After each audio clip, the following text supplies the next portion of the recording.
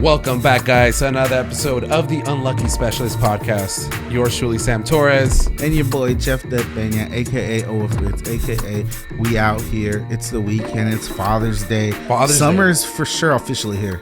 Fuck yeah. It's so hot out. I mean, the valley right now is just ridiculous. You know, but the last 2 days have been pretty nice before today. It was a little windy. Yeah, you're right. It's kind of cool. Today was like the hottest day of the week, but summer's here officially. Here. New things are happening. How was your weekend? What'd you do? Kicked it with my dad. Fucking took him out to eat. Had a couple beers with him. It was a good time. Nice. I went for like 2 hours to this bar in Ventura called the Woodman. Okay. Never been there. It was never heard of that. It's kind of lame. Not going to it? Yeah, it's like one of those places where, like, I don't know. That's how you know I'm getting old, because it's like one of those places where, like, for sure everybody's just trying to, like, hit on each other. Somebody's trying to find somebody to... Or, like, no fighting. It's like everybody's trying to hit on each other. It's like good times, but it's like, nah, like, I'm just trying to, like, drink a beer and watch TV. Maybe I should stay home. Maybe I'm at that age to start drinking light beers. For real. Staying home. Maybe a little Miller Lite, Hey. A little crate. Shout out. Yeah, maybe a little light, pills light. A little pills light. Before I forget, make sure, guys, to subscribe. We're on YouTube at Unlucky Specialist. Subscribe, like, and comment. All of that, dude. Appreciate all the love you guys are sending us out on Instagram at Unlucky Specialist. Hey, honestly, and I think we should, I'm going to say it on air, like, email us questions. Yeah, that'd be awesome. I know a lot of you guys are DMing us on Instagram. We'll put the email in the description or something. But we'll have a whole section for you guys. Just your questions, what you guys want to ask us, what do you guys want us to talk about, what you like, don't like about the podcast, or whatever you want to talk about. DM us on Instagram a question. Yeah. Email us a question about anything. Sports related to life related. Damn. We're gonna give dating advice right here. To barber, really. Maybe you want a barber recommendation. Maybe you're tired of shopping at fucking Gap and you want to go to. You want to dress a little nicer. No shit, I'm a horrible dresser, but shit, if you want to take advice from me. Yeah, exactly. Then shit, let me know. Maybe he thinks you're a nice dresser. Maybe you think I'm tight. Exactly. If you have a squeaky wheel. Yeah. If your motor's breaking down, just email us and we'll tell you. I don't fucking know. For real. Email at what's the emails? The unluckyspecialist@gmail.com. Send us your emails. Send us your questions. DM us at our Instagram. We'll call it specializing in unlucky. There we go. Whatever unlucky questions you have. I'm down. All right. I hope you guys are down. For sure. But anyways, your weekend was good. Kicked it with your family. Kicked it with the fam. Went to that weird ass bar. That's cool. Fucking just kicked it at home. Fucking. It's pretty much it, bro. I mean, I read this weird article that the West Coast is gonna experience the hottest summer of all time. Wow. And we should like really be worried. But I'm like, you know what? We've been worried since 2009. Yeah, I've been worried since I was fucking out of high school, dog. Yeah. It's like now I'm finally a little happy, and you want me to get worried about some fucking heat, bro? Suck it. No, it's how was your week? Not as good as yours. No, it was Sam. Your weekend was cool, I bet. No, it was great. It was fun. I spent it with family. It's Father's Day. Spent it with Monique's fam. I spent it with my dad afterwards. Had some carne asada. This week, actually on Wednesday, I went to a Dodger game, which was awesome. It was like, my second game? Yeah, the Angels game. The close to no-hitter. Dude, there was a lot of people that I knew at that game. It was really good. It was awesome. I sat up at the reserve level, which I usually don't, but it's still a good time. It's a good seat. You know what I mean? It was nice. Yeah. I got to see more of what they added toward, like in center fields and all that shit. Yeah. They have more food. Oh, yeah, more food. More things that you can get in debt with, because everything's like. Well, please don't use your credit card at Dodger Stadium. If you don't have the funds to afford a beer, just don't drink it. Just don't put it on the credit card, because then you will go into debt. Don't pregame at the parking lots anymore. Oh, please don't. Because there's security guards. Remember we did that once? Yeah, we did. We got so fucking smashed. That, like, honestly, pregame in a parking lot. You know what? I'm glad they're cramping down. They're really cramping down on security. They got guys on golf carts running around looking at people in their cars. Like, what you doing? What you drinking? There's gonna be a fight. No, I almost saw somebody that he's like, I'm not drinking nothing. I'm just having a water. They're on their truck. It's vodka. I'm just drinking water. It's vodka. Every time I taste it, I cringe, literally. I don't really like water, but I like to drink airway. It's like, come on, officer. It's like, I'm a security. Come on, officer. It's nothing. It's nothing but water, son. But yeah, guys, don't drink in the parking lot anymore. They're gonna give you a ticket for something. Honestly, like that. secret move. I'm not gonna tell people secret move. No, don't know. Don't let them in. I love you guys, but I can't let you in on because secret then you're gonna move. blow up the spot. Yeah. And like, you know what? Yeah, maybe you know what? We only have 10 viewers, but you 10, I don't want you knowing the secret. Because you 10 are gonna tell other 10. Exactly. And it's gonna be all packed. And then 20 is enough.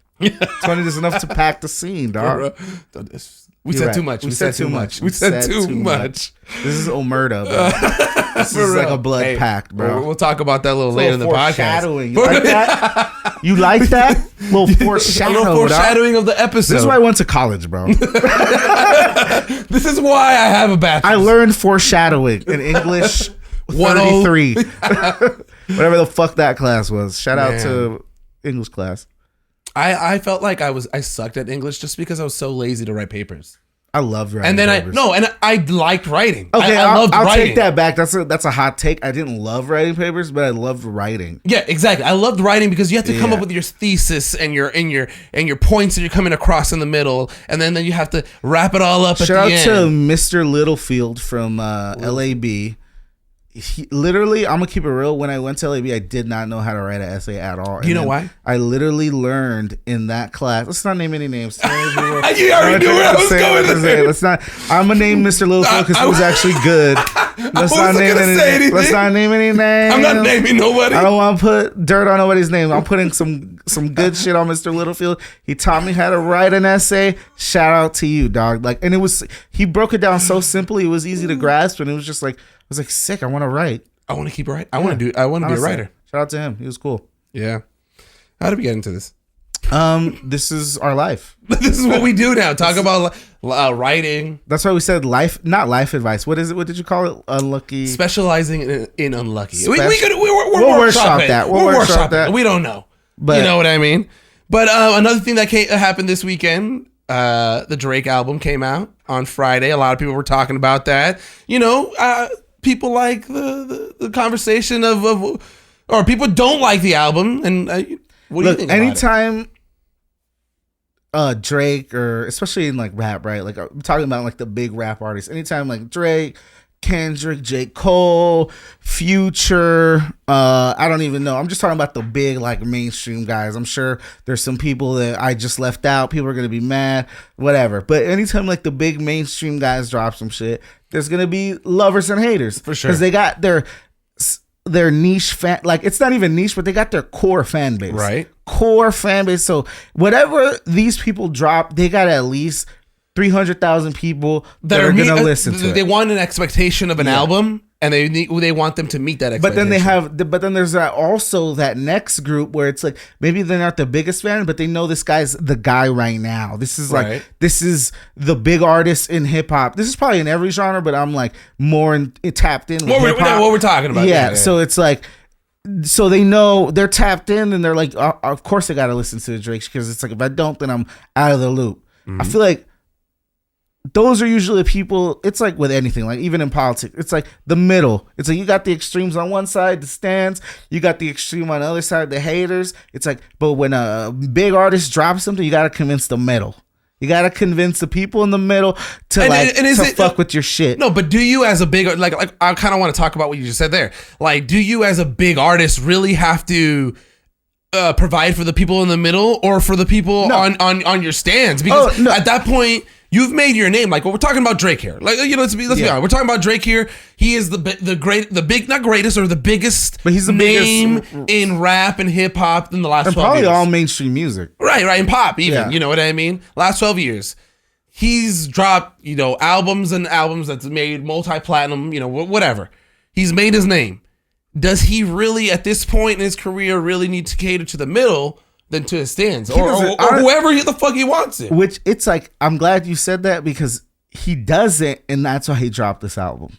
Right. Because he has all the creative freedom to drop whatever the fuck he wants because he's so big at this point. It's like Kanye, Jay-Z, Beyonce, Rihanna, fucking name whoever the fuck, Eminem drops some shit. That shit is weak. People listen to it because they have their core fan base. They can do whatever the fuck they want. Right. So they made it to that superstardom. Yeah. That whatever they do, there's no wrong. You know what I mean? Well, there's just no risk involved, really. Oh, okay. There's just no risk. There's wrong because the shit could suck, but there's really no risk because you're gonna. Shit could suck to you, but what about that core fan base? Exactly, that core fan base is gonna eat it up regardless. Yeah, that's just gonna, and you have to be. This is superstar status, right? Like this is not every rapper, not every singer, not every artist in general is going to hit that level. There's a select few, and whether you like it or not, Drake is at that level, whether you like it or not. So let's get to the point and all. Everyone's wondering what we think. Do you like it or not? You know what? I'm on the other side where I do consider myself just like a Drake stan at this point. Okay, like you're on that right side. I'll criticize it. Like, look, this shit is not like one of Drake's best albums. It's not like he's not rapping, and I'm like. That's what I like Drake. I like when he raps. I also like that he was one of the first rappers to incorporate singing and rapping at a high level. Right. So that like makes him like, that was what I got into him from the first place. But this is what I will say. This album, bro, it's got some heat, bro. Like, oh yeah. And at the end of the day, at the worst level, this is elevator music. Right? This is just music that you're hearing to pass the time. I guess that's a really worse level. This is shopping music. This is H&M. Yeah, no, it's honestly, shopping music. Don't say elevator music now is just like, you know, simple tones on a keyboard. You know what I mean? Like, here's the thing. I'm not really tapped into like any type of like fucking like electronic music at all. Like, so I don't even want to like say something out of pocket. But like, we're the kind of podcast to say something like that. No, you're right. But I also don't want to, because this is the thing. I have no idea like the fact that I'm even saying electronic music, I feel like a square. You know what I mean? Like I have no idea what's popping in that whole like genre. I have no idea what's tight. I never even really fucked with it really. Right. But what I will say is when they play fucking Dua Lipa, Calvin Harris on a boat in Cancun, and I'm like 3 fucking mimosas deep, I'm fucking with it. You know what I mean? You're vibing. I'm not listening to Dua Lipa, Calvin Harris in the fucking whip. And I feel like that's why people say it's that whole like island vibe. You know what I mean? Because you're on the water. You're imagining you're just chilling, vibing. You know, you're vibing. Look, and this is the thing though. Like, I'm gonna keep it real. It's not even like some big like.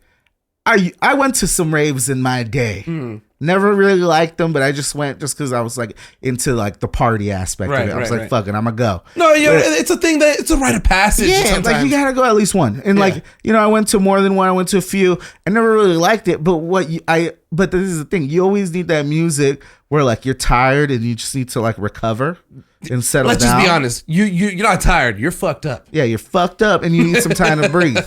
You need some time to just take it easy from that. The next thing you know, they play this new Drake album. Just slowly pull it up and you're just like vibing, sitting there. You're like, you know what? I will get it together. My life isn't ending today. You know what? I will get it together. And you know what? I'll move on. Yeah. Like, honestly, that's the type of shit. It's like some super like casual fucking like beats. Like he's like rapping. I could see myself driving down Mulholland Drive on a nice, cool San Fernando evening, just with that album, you know, playing. Sun going down. Yeah, maybe I got a convertible. Look, this shit exactly. You're in a convertible. This shit is not a banger, right? But it's like very. Of course, Drake dropped this shit, and of course, it has like some shit that you could ride to, some shit you could listen to with your girl. What's that tweet you told me about that somebody said about this album? That what did they give? Who gave Drake shrooms and took him to his first rave? And it kind of sounds like because it kind of does. It's like very like rookie-ish, right? It's like very like like he's definitely listening to like the most gentle rave music here. Just vibe, you know, like, it's easy. Yeah, it's like very easy, very like you don't have to be like, you know, no headbanging going on. You're just like vibing, You're just vibing, which is cool. It's Coachella music. Is it? I've never been to Coachella. I've actually never been to Coachella. I've heard mixed reviews. This is why you got to email us. Tell us that it's dope. I love the plug, Jeff. Yeah, tell us what you like about Coachella. Yeah, because the unlucky specialist at gmail.com. I've never been there, but I've heard mixed reviews. But yeah, man, this Drake album, honestly, I think it's kind of on his like Kanye West 808 and Heartbreak type vibe. Wow. I feel like he just because when Kanye dropped that, this is 08.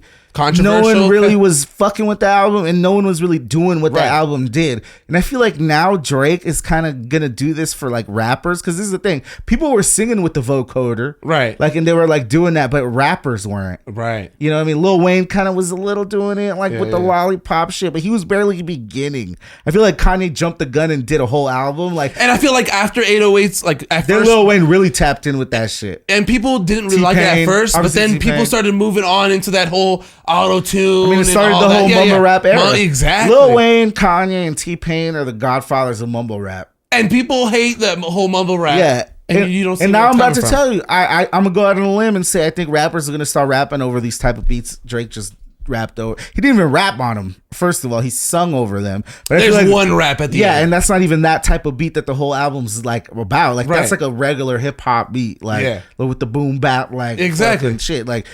But the other ones, I'm telling you, the other ones, I feel like rappers gonna start rapping over this shit and like start fucking with this shit, and that's why I think it's gonna be on some 808 shit. That's kind of my shit. It's evolving. It's a superstar in our time right now, evolving the game that it is right now. The game that he's in. it always evolves. Or It trying always something new. grows. It tries something new. Always. And then, you know, like, this is the thing.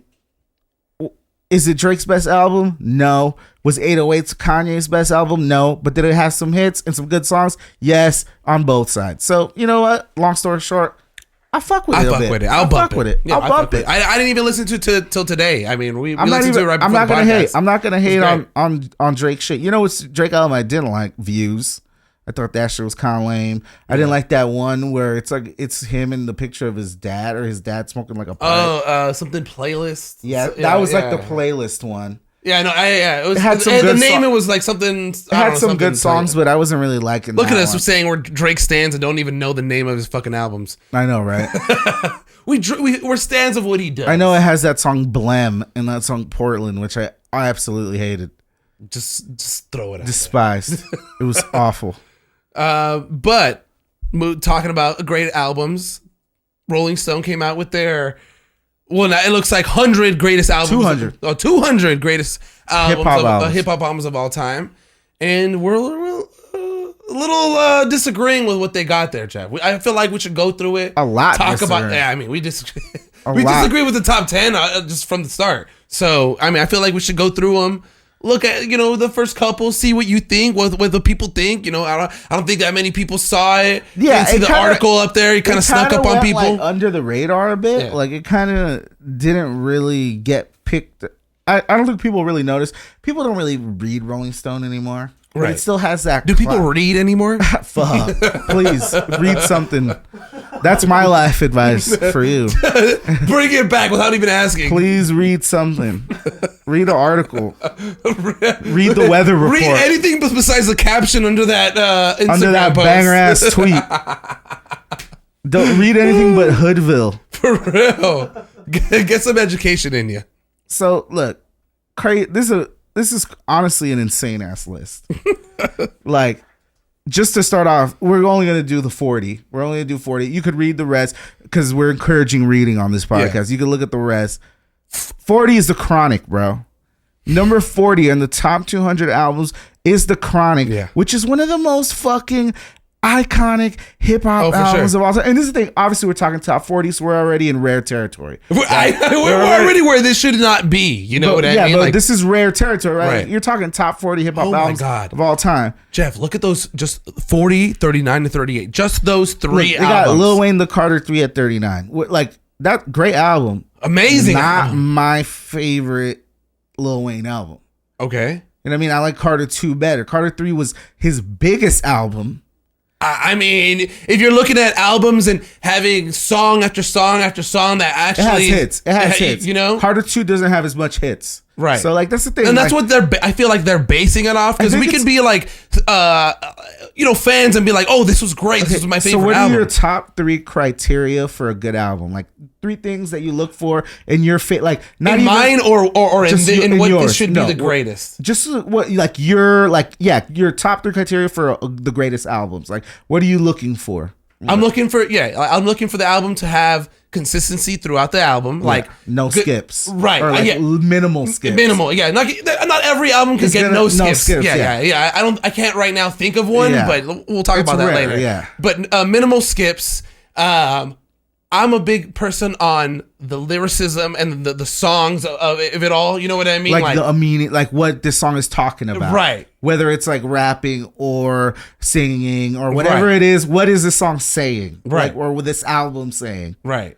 And I guess the first one covers that there's minimal skips because every song should have that beat that Yeah. gets me. Okay, those first couple seconds of the song, like, oh shit, all right, for sure. See, I agree. I honestly have nothing to disagree with that, but like because that all encompasses like what I'm trying to say. Because I'm like, the greatest albums of all time, there has to be hits on there. Right. There for has sure. to be like this cannot be in a conversation for greatest of all time in any specific genre or in just overall. Right. If it doesn't have hits, because then Right. this is just something you fuck with. But And maybe what you were talking about before, there's that right, there's that left, that middle, that's that Everyone hit, that has- everyone likes has that. to fuck with this Right. that listens to me. Not everyone, but like a good majority of people have to be like, oh, like this is juicy. Right. Like from Biggie. Like Exactly. everybody fucks with that song when it comes Fuck on. yeah. Right. So you have to have a hit in like, of course, like minimal skips. Like Right. the whole album, like almost more than 90% of the album has to be like, yo, like this shit is just like nonstop. Right. Like this is just beautiful. Like I could listen to every song almost all the way through. I could listen to the album for the first time all the way through and then have to put it back again because it was a journey. Yeah. Sometimes, for me, There's a some of them story are like a album. story Yeah. or not even a story that they've already planned, but you've gone They're through painting that. a picture. Yeah, They're painting a exactly. picture. So I agree with you. I think we're on the same page. It's like it has to be like just thorough. Everything has to be touched on. And 38 Good meets Kid, Man those, City is like meets those kinda- criteria that we, it's you know a what whole, I mean? It's actually like a whole movie. Like Right. it's a story. Like he's going through. It has the hits. Like bitch, don't kill my vibe. Money Right. trees. Just banner after banner. I'm saying like hits after hits after hits. Hits the poetic justice with Right. Drake. Like, come on, that song is great. And then see now we're 37. Raekwon, Only Built for Cuban Links. Iconic. See, this is the thing. They're not going dirty with this. Like they're putting good albums on this. Raekwon, Only Built for Cuban Links, to me is one of the best hip hop albums of Right. all time. So it's like it deserves to be on this. For sure. But I'll debate the numbers. Right? Exactly. But it's Where, how deep in the Yeah, on 'cause, like- the list it is. like Incarcerated Scarfaces on that album is just ridiculous. One of my Right. favorite rap songs of all time. Verbal Intercourse with fucking Raekwon, Ghostface, and Nas. Peak New York, like 90s lyricism, talking bullshit. And that's what I'm talking about. like You know what I going mean? crazy, like grimy shit. Like I love the album. Yeah. 36, Chance the Rapper, Acid Rap. It made it in the top 40. Made it top 40, and I'm glad they did. And this is the thing, this list, like, if you read through it, and we're gonna get into it a little later, you're gonna see some crazy shit. But like, they really like, which I like. They're giving a lot of credit to newer guys, Yeah. newer generation shit, and like even in the earlier the list, Playboy Cardi's on here, which is like I could disagree or agree, but like it's like they're giving a look. You know, they got Travis Scott, but they got a lot of random. I think they got like Lil Uzi. Right. Which is a great album. That Lil Uzi, the one All My Friends Are Dead, that album, Oh. that songs on. Love it. That album's a fucking classic Yeah. rap album, but that's some new But shit. there's some that, like, okay.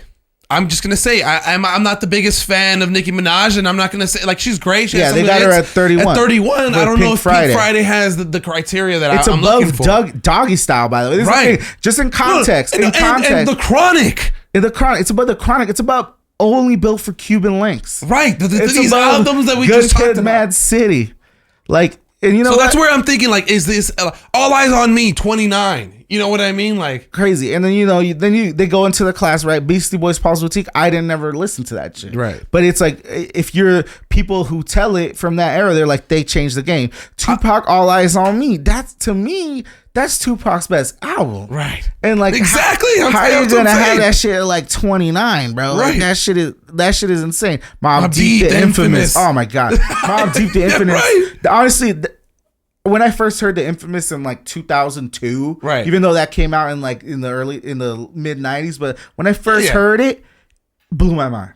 I was like, "What the fuck am I listening to? Like, this is Prodigy." And it's I don't think we're saying this as old hip hop, because I don't count myself as an old hip hop head. You know what I mean? I love all kinds of different kind of hip hop, but you know, like you look at this list and you're kind of like, should Eminem, the Marshall Mathers, really be at 25? Should Nas Illmatic be at 24? Right. What the fuck? And Cardi B's Invasion of Privacy at 16. Like, this is a type of it's shit. It's above Kanye West's Yeezus. So that you were just and look, this is the thing. I love Yeezus is one of my favorite Kanye West albums. I'm glad to give Future that plug for DS2. I think they have him at like 20 or something. That album is sick. Right. One of the most misogynistic songs, but yet bangers, is Freak Ho, dog. That song, if you listen to it, people please go to whatever streaming fucking platform you use. Or if you have the CD, still old school, and just pop it into your bump Freak Toyota Ho. Corolla 2005. Freak Ho. Please listen to that shit. That shit will change your life. You feel like you're in a dirty after hours.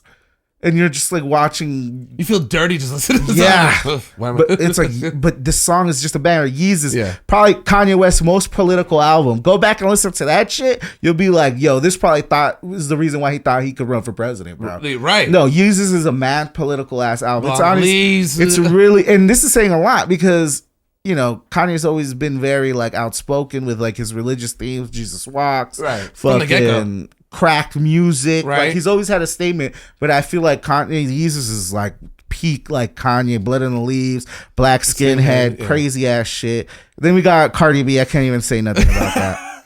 She makes like what can I say about? Look, let's go through the criteria that we had placed before in the beginning of this whole conversation. Hits. Maybe she's got like 2 hits on there for sure. She's got that one, which is a Kodak Black beat, by the way. Right. But like she blew that song up. That song is good. I even forget it. It's like, what's that? I forgot how that song goes, but it was big when that shit came out. That's what blew her up. With me, I fucking with that song was good. Like, you hear it, that shit. No, it's a hit, and that's what got her famous. But I'm saying those, you got a couple, but you're not going to listen to the whole album without skipping honestly, more than once. I'm gonna say this though, just before we move on from this. I actually was told, one of the homies, I was like, yo, like Cardi B at 16. He's like, bro, that shit's a banger, bro. I'm like, really? Like, you fucked with that? And then he was like, yeah, bro, that shit is sick, bro. That's bangers back to back. So I'm like, I don't know. That's one person that I talked to. So that's something. Dr. Dre 2001, I will die on the hill that 2001 is better than The Chronic. So I agree with this. Dr. Dre 2001. You died on the hill already. You said a few moments ago that The Chronic's the best album. No, I'm saying that Chronic should be 40. Yeah. Right. But it's like Dr. Dre 2001 is better than The Chronic. Clips Lord Willing, I'm a little iffy on that. But, you know, that's Pusha T and Malice at their peak. So now we're getting to 11. Drake's best album. To the top. Drake's best album. We just went through a whole Drake diatribe. The most fucking superstar artist from the last 12 years. You gotta have his album, at least one of his albums in the top 20. And this is the one. And you're gonna pick one, it's definitely Take Care. For sure. That's it meets it. Well, if like you want the Drake, like if someone's like, oh, I don't know who Drake is, can you just like give me something that'll tell me everything that Drake is? Give him Take Care. Right. Like that's just Drake. Gives you the raps, gives you the bars, gives you the singing, gives us the sappy, like emotional, like simp shit. It gives you those 40 beats that you're just 40 you peak know what I mean? 40. Like, yeah, for sure. Like it's like The Weeknd's on there, Kendrick's on there, fucking crazy features. Right. Like Rick Ross is in it. Rick Ross, Lil Wayne. Yeah. It's just a great album through Drake's best album. Now top 10, Miseducation, Lauryn Hill. Yeah, this is where we were we saw this list on Instagram and when we talked about it before, we're like, we gotta talk about this in the podcast. How is all of this? I mean, I don't agree with it. The top 10. Yeah, the top 10. No, I love Lauryn Hill's The Miseducation of Lauryn Hill, but I don't think it's a top 10 greatest album. Yeah. Yes, it does play that story. It has that whole theme of it, but I don't see it top 10. I don't either, but I think we might look. I don't necessarily fuck with that album that heavy, but a lot of people do, and maybe I'm wrong on this one because it's a staple in any top like 100 or top 10 hip hop list. Miseducation of Lauryn Hill is always in it, bro. So I'm just like, maybe I'm off. And you know what? I'm also off because I never really fucked with MF Doom Mad Villainy. Like, I was never big on that. So it's like, but that's always in a top 20, top 30, top 50. Like, so it's like, you know, I know that I'm missing the mark on some shit. And like, I'm willing to say, like, I mean, I didn't fuck with that Lauryn Hill album as much, but a lot of people do. Yeah. And it was when it came out, it won mad Grammys and shit. Yeah, and I guess maybe that all kind of encompasses of what these albums was. Was it an award winner? Was it like, you know, hits? Because like, what we could say here could be subjective. What we like, what we think. Exactly. But, and this is the thing. When Lauryn Hill came out with that shit, she had done like back-to-back albums with the Fugees doing their own thing. This is like her solo debut, and it showed that she could carry. She was her own solo. She became a star after that. She went to do like Sister Act and all these other movies. So hey, shout out to Lauryn Hill. Number 9, Tribe Called Quest, Law and Theory, classic album. Honestly, not really my favorite. I was never really big on Tribe Called Quest. I like some of their songs. Yeah, fucking in. You know, it's tight, but I'm not big. See, now we're getting to my shit. Wu-Tang Clan, Enter the Wu-Tang. That, to me, is a top 10 album. For sure. Enter the Wu-Tang, classic shit. Like, that's, like, epitome of hip-hop. Number 7, Missy Elliott. So Addictive, Missy Elliott. Honestly, I'm going to tell you right now, never heard that album in my life. Me either. Never heard. I know Missy Elliott. I know we're going to get all kinds of shit, but hey. I've never heard that album in my life, but this is what I will say. Missy Elliott had a lot of the biggest bangers in the 2000s/90s. Timbaland produced a lot of those beats. Super creative. So maybe I need to revisit the album. I feel like these conversations are the same conversations we're having about like Jordan, LeBron, Kobe, the eras, the times, what they did in those times that they had. Did they Curry? He's change the game in a certain thing, and I could see it a little bit. The more we talk about it, Missy Elliott did. She changed the game. She did in 2000, the 2000s were hers. And so you know did Timbaland, I mean? too. Timbaland was producing a lot of those beats, and he fucking defined the era with his beats. So like that's like Missy Elliott and Timbaland. Number 6, Kanye West, My Beautiful Dark Twisted Fantasy, best Kanye album of all time. Yeah. And he's another one where if like you're talking about some of the best artists from the last 15 years, 20 years. Yeah. He's on that list, and he deserves an album in the top 10. And if I had to pick a Kanye West album, it would be that one. Me too. I totally agree. Nothing to complain about. Yeah, there. Number 5, To Pimp a Butterfly, good album. But to me, we could have switched Good Kid, Mad City at 39 and I would switch those two, honestly, because I like To Pimp a Butterfly really good. And it has a lot of good songs, and it's like very political as well, and it touches on a lot of crazy themes. But Good Kid, Mad City was better to me. Yeah, and I would rather have that in the top 10 than this. Number 4, Public Enemy. It takes a nation of millions to hold us back. Talk about political. Talk about like changing the game for sure. I never really got into Public Enemy, but I respect their contribution. I don't know if I'd put it forward, but I know that album like changed the game for sure. Like that was like Chuck D, like.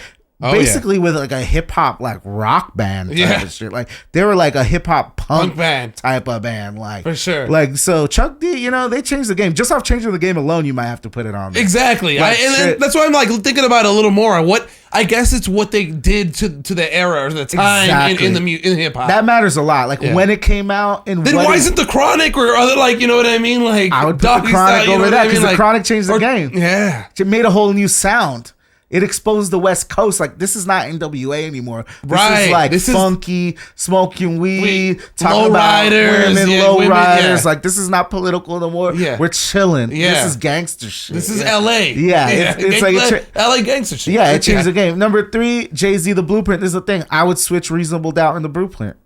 Yeah, I don't know if I'd put it on 3, Reasonable Doubt, but it's definitely my favorite. I mean, Jay-Z The Blueprint... Blueprint's good, and it has Kanye West and Just Blaze all over that. Exactly. That's kind of Kanye West's first footprint in hip hop. Yeah, for sure. Like, so it's that's the thing you got to think about too, right? It's like what came behind it.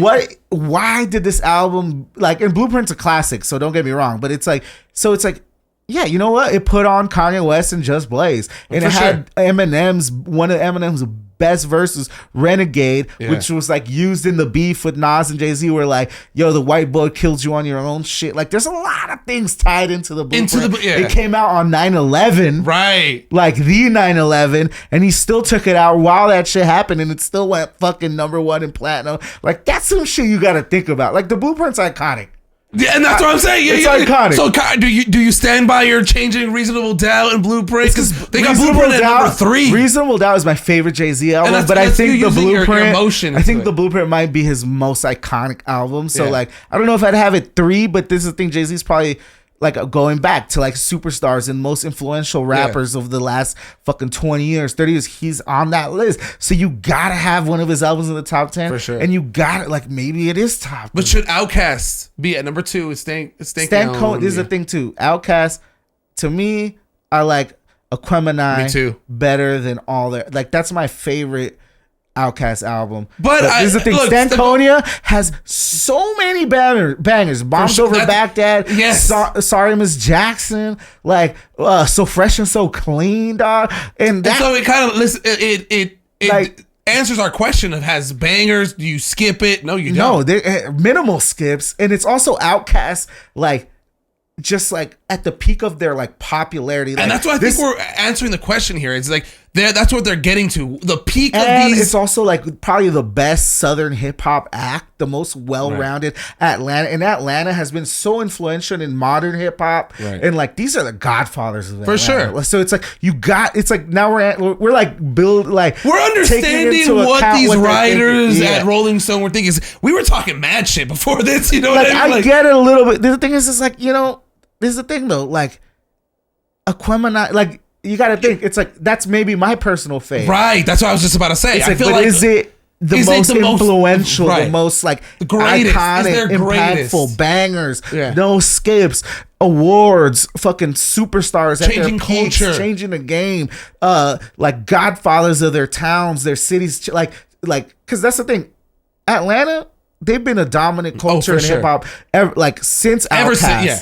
And like Outkast was the one that led the charge. because they've had their local rappers there, but there's what they brought Atlanta on the Stankonia is map. good. I honestly like Stankonia. It's honestly their biggest album too. Like Yeah. Aquemini and like Southern funk playalistic Cadillac music. Like that shit is Oh, fire too. They have yeah. bangers after bangers on a lot of albums. Outkast one of the best rappers groups of all time. For sure. But Stankonia might be their biggest album, dog. And so now let's Now we talk go to about number 1. Notorious B.I.G. B.I.G. Ready to Die.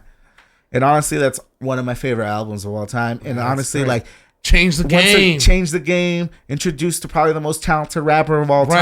time. So like the themes on that album range from like party to like drug- suicidal to drug dealing yep. to love, Right. like lyricism. New York at like its grimiest peak. This is after Enter the Wu-Tang. This Right. is after during Illmatic. This is before Reasonable Doubt. Yep. This is like Notorious B.I.G. just fucking putting New York like, oh, you like the Wu-Tang, these grimy motherfuckers? I'm gonna put you with some player shit. Put in gangster Brooklyn, shit, you know that some what he is- introspective. Like Right. like that album is like, I need people to go back to listen to it because it's like that's one of those albums where like Me and My Bitch, Right. Like fucking oh man, like you just go back and forth like so many. It wasn't like, because this is the thing, Life After Death is more like very like P. Diddy influence. And Yeah. like you see a lot of like, oh, this is Bad Boy Records now. Exa- Like, yeah. a lot of glossy. yeah, and, like, exactly. And it's, I Party. love the Yeah, album it's too, dope. but it's like this is grimy. This is like this is Notorious B.I.G. at his what he Introduction. was on the street, just rapping, battle rapping, just lyricism in his. I love that album as bars. number one because I don't know if I totally agree, but I can't disagree. You can't disagree. Because it's like maybe it's not my personal number one, but it would be like top 3 for sure. Like Yeah. Ready to Die, bro. Such a classic. And then look, we went through almost 40 of them. We skipped a few here and there. There's some but it's- misses, but it's a pretty thorough list. Like the thing is, like, if you guys are really interested, go look it up. Top 200 rap albums of all time. On Let Rolling us know Stone. what you guys think. Let us know what if we were wrong. If we didn't think that the way they went about it was right. I mean, I think at the end of the day, going through it, There's some I misses, have but some it's misses, pretty yeah. good. It's a pretty solid list. Like, Right. It's like there's some misses, some things that maybe I wasn't tapped into. Right. Maybe behind my time. Maybe I'm a little old school and maybe I didn't really like, because there's some shit that I'm like, I fuck with it, but I don't know if I'd put this on this list. Right. And there's some misses there too because they didn't. The documentary by The Game is not even on the top Oh 200. my God. But they do a really good job of like giving props to 50 Cent. Like, they do a lot of shit with that. They do a lot of shit with T.I. Like, fucking, they give acknowledgement to the modern era, like, and even like our modern era, and like the new school too. There's Tyler the Creator. Right. There's fucking Lil Uzi, Playboy Chance the Carter, Chance the Rapper. Right. Like it's really tapped in. So like it's really tapped in, bro. Like I'll give them their props. Yeah, at the end of the day, it's hard to do. Yeah, it's a very hard job to do, to get 200 albums and make them the greatest of all time. But you guys let us know what you guys think about the list. Hit us up, like we said. But yeah, you know what? I have no complaints there for sure. All right, so let's get into what happened. The biggest thing that happened, or in sports world, or in the NBA, in basketball, the Larry O'Brien championship. The LOB. The LOB. The finals, the NBA finals, game 6 was on Thursday. Game 6 was on Thursday. Yes, it was. June 16th. Yeah, Thursday. Game 6 was on Thursday. Warriors were up 3-2. Had to go to the Garden and close it out. Had to go to the Garden, which is hallowed ground. And yeah, and a lot, a lot of people thought it was gonna go 7. A lot of people thought that Jason Tatum was gonna show up a little more. I kind of wanted it to go 7 because they would have been iconic. Like Game 7 on Father's Day in fucking San Francisco, Boston versus the Warriors. That would have been crazy. It'd be great for the ratings. Right, great for the ratings. Exactly. Who knows? The game might have sucked, but so it might have been a kind of game, but it would have been a good moment. Like, oh shit, like everyone's tuning in. Oh, for sure. Everyone's home on a Sunday. Yeah, put some basketball on while we're celebrating. Had some barbecue outside. That'd have been beautiful. Everybody's tuning in for that shit. But it didn't go. Steph Curry had a different opinion on that. Curry, I kind of agree with it. I'm kind of glad that they won. In Boston. As a Laker fan, I am glad that the Boston Celtics lost in their own for stadium. Sure, because this is the thing though. Like, I did pick the Celtics to win in 6, but I'm gonna tell you right now, there is nothing better in this world. Maybe a couple things, and you could let your mind roam freely. But there is nothing better in this world than seeing Boston fans bummed out. And then sad, and then seeing them just like L's, and then just seeing them moments earlier talking shit to the Warrior fans. I love it. Honestly, I like that. This is the thing, though. There's a lot of people. No, I love that, but I love that's what I love about it. To see them talk shit and then seeing their faces afterwards. Like it's not anger. It's.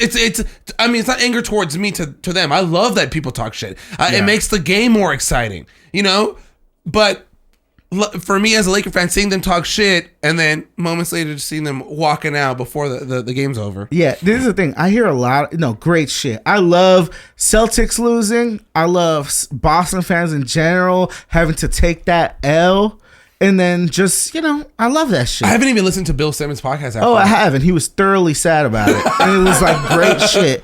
Like, Bill Simmons, you're my favorite. Used to be my favorite writer because you don't write anymore. Right. Top tier podcaster, but I love it when Boston loses and everything. So shout out to your depression.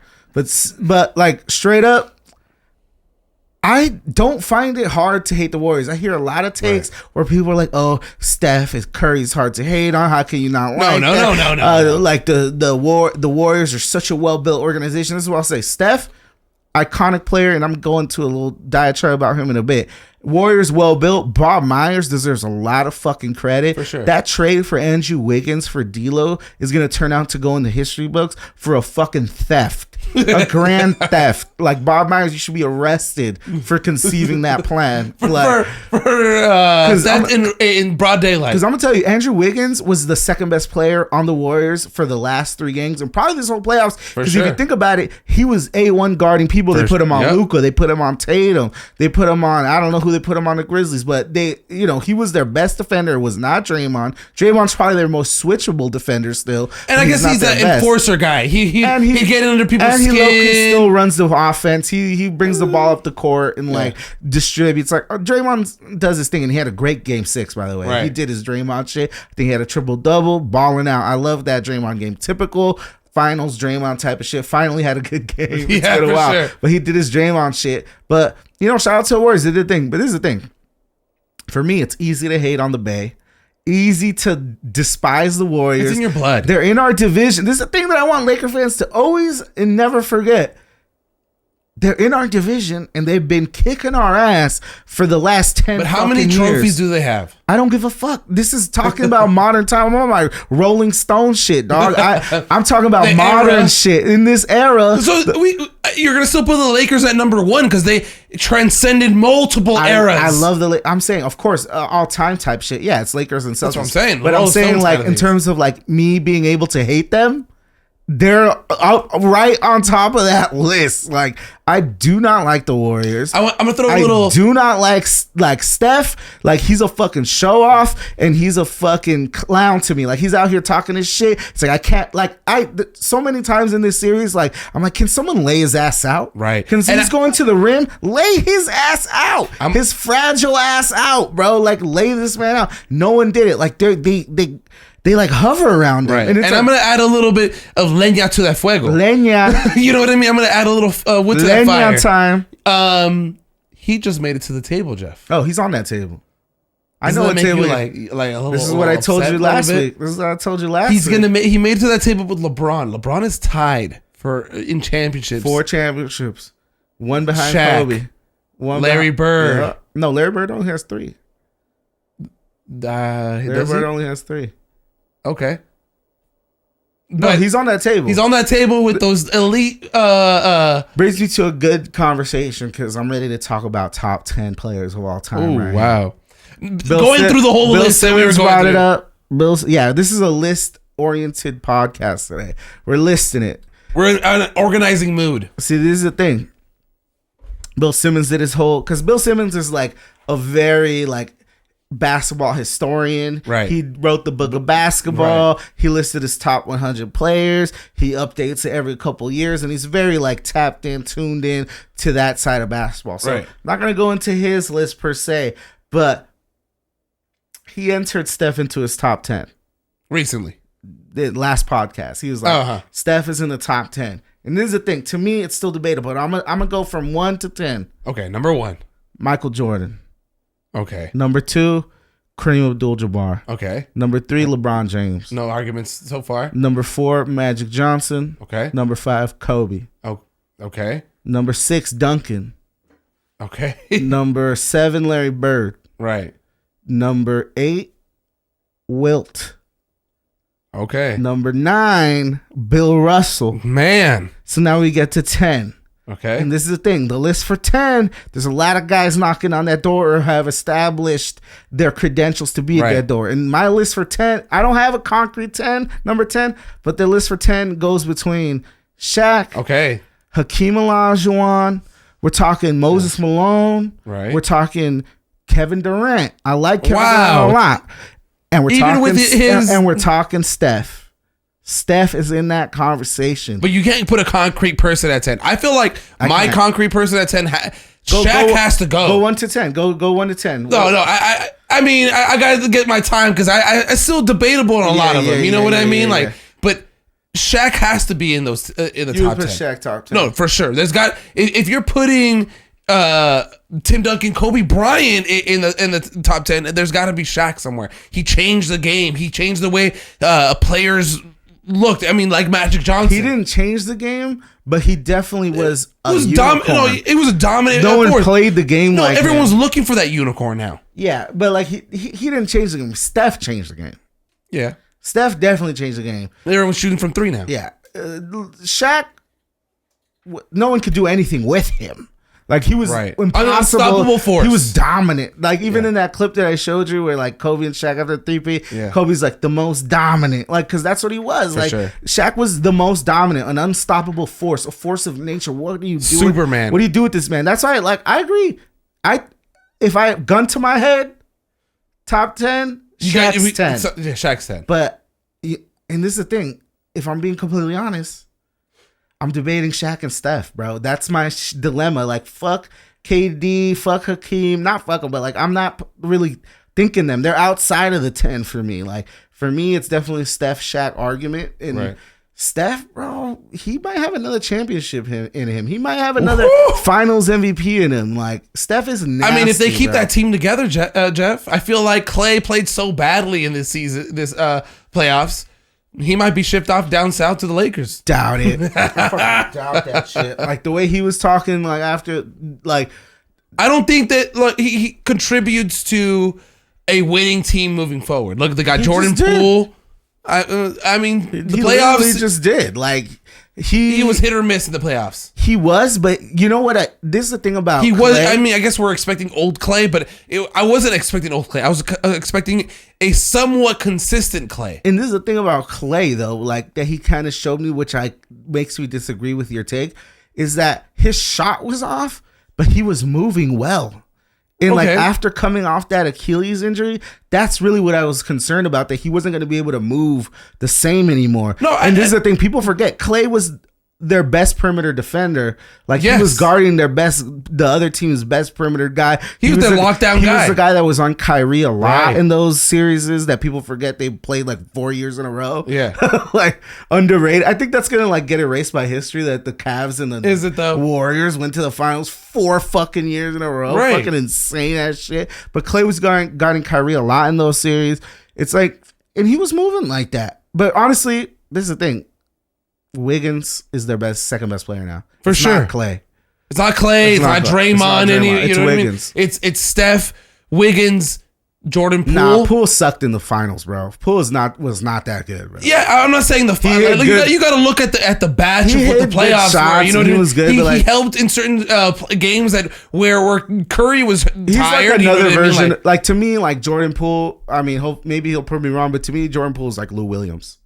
That's Jordan Poole. Like, oh wow, 6-man heat check, good player. Lou Williams is good, but he's not on Clay's level. He's not even on Wiggins' level. Like Wiggins right now is for sure on some shit. The guy that got them to the finals and won it for them in the background, besides Steph, obviously. Steph deserved the finals MVP. I was hearing whispers that they were like, "Oh, Wiggins final." I'm like, "You were smoking meth, dog. You were tripping. There's no way Steph is not finals MVP on this team." Like, for sure. It's like you're just hating now. Like you're just unbelievably hating. But congrats to the Warriors, man. I still hate y'all. I still hate all the Bay Area teams. For sure. Fuck the Giants. Fuck the A's. Do you think it's because we hate? No, I mean the A's, whatever. But I'm including them. But do you think it's because of the Bay Area fans and the way they are when they win one? It's just like so obnoxiously in your face. Fuck the Niners. Fuck the Niners. Fuck the Raiders. Even though they're in Vegas. They're in Vegas now. But it's like, I don't know. It is what it is. I'm one of the best built teams of all time. Great managed. Fucking Steve Kerr, fucking iconic coach. For sure. What did nine titles now as a player and a coach. Yeah. Well run organization. For sure. They're honestly like laughing in our faces, and you know what? You deserve it. Enjoy your parade. So what do you think? Lakers 2023? And a lot of people and I love that I saw Lakers Twitter immediately within minutes of the game being over, they saying Lakers 2023. We got this next year. Let's go. Darvin Ham, dog. Darvin Ham. We haven't even talked about the Lakers hiring him. Yeah, Darvin Ham, bro. My coach. Your coach. And what do you think about your center or power forward, Anthony Davis, saying he hasn't touched the ball since April? Good, because if he touches the ball and gets to the court, he might get hurt. So, yeah, you stay away, boy. Yeah, you just work on it. You work on your get in shape. Yeah. Be nice and healthy. Don't touch a ball, bro. People were making a big deal about that. I'm like, bro, you act like he's going to forget how to shoot, bro. Like this, he's been doing this his whole life. Yeah, he's only been doing this his whole life, bro. It's like no, Anthony After Davis. A few months, and then he got into the gym the next day, started putting up shots. I'm like, bro, you let the fans get to you. Yeah. I'm more worried. I'm more concerned about that. His mental. Yeah, get your mental right. Get your physical. I mean, LA is a town that's gonna mess with you. You know, honestly, what I mean? The Lakers might suck next year, but my best case scenario is this: Darvin Ham gets West. Because this is the thing, we're keeping Westbrook. That's happening. He's not getting traded. Lakers don't have any picks. They have 27 in 2019 and 29, but we don't need to trade those because those are our only picks that we have for the next decade. It's like we need them. And we don't even know if LeBron's committing to the next. He said he's not going to sign the extension. Until he sees what they do with the team. And I don't blame him. Fine, good for him. But it's like knowing that, definitely can't trade. Especially he's been flirting with the Warriors this whole time. this offseason. He's just been saying, you know, if I ever play with a team in the Warriors, for sure the Warriors. Like, yeah, I bet. And that's what I'm saying. You know, trade LeBron for Clay. If I was GM, I would trade LeBron.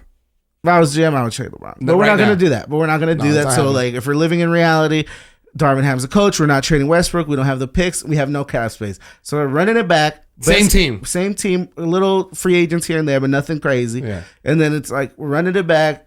Best case scenario, Darvin Ham gets Westbrook to buy in to either sacrifice, like to play defense and not try to dominate the ball, or sacrifice and come off the bench and run the second unit.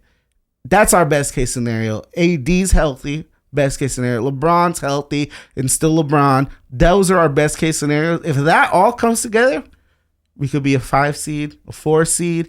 Hey, let's hope that you're right, Jeffrey. Let's hope that all that that's what I'm hoping. That's what I'm hoping, man. Best case scenario. I feel like that's what all the Laker Nation wants. I'm not even thinking championship. I'm just thinking respectable. Let's get back to the playoffs. Let's be respectable. Let's not be a laughing stock anymore. For sure. Let's play some real basketball, man. Let's talk a little bit about baseball. Our Dodgers have been Mookie Betts, dog. Cracked ribs. He out for who knows how long. How long he's gonna be out? I don't know. That's a long time. For at least maybe the 6 weeks. 6 weeks to. No, I think it's more than 6 weeks. You think the whole season? No, not the rest. Not the rest. Is like obviously July and then August, so that's almost most of this. So like he'll be back in August. Yeah. So maybe July maybe end of August. I feel. Yeah.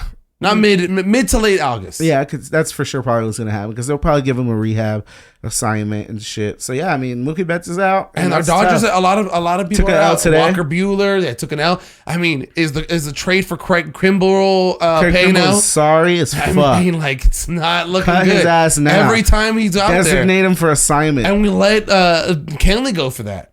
Kenley's fucking sorry, too. We should, like, move, like, fucking Gratterall to the fucking closer role, and just give him that. It's a young guy. Just give him that role. Give him the keys. Aroldis Chapman had that chance. You know what I mean? Keys, man, because Kimbrel's looking bad. Yeah, and the Dodgers are, they're 40-25, good record, but it's like we expected more. Definitely. Anyways, other than that, not much, man. We covered baseball. We covered what happened in the finals. I feel like it's been a good podcast. I feel like people have been enjoying themselves so far. Yes, Make sir. sure, guys, to follow us on YouTube at the Unlucky Specialist. You find us there. Subscribe. Hit the bell button. Hit the like button. Comment. Like we said before, send your questions to theunluckyspecialist@gmail.com or DM us on Instagram at the Unlucky Specialist or at Unlucky Specialist. Or Twitter, whatever you want to do, just send us out there some messages. Yeah, you know what I mean? We want you guys to get engaged. It's your boy Sam Torres. It's your boy Jeff Depena. We out here. Peace. We love y'all. Woo.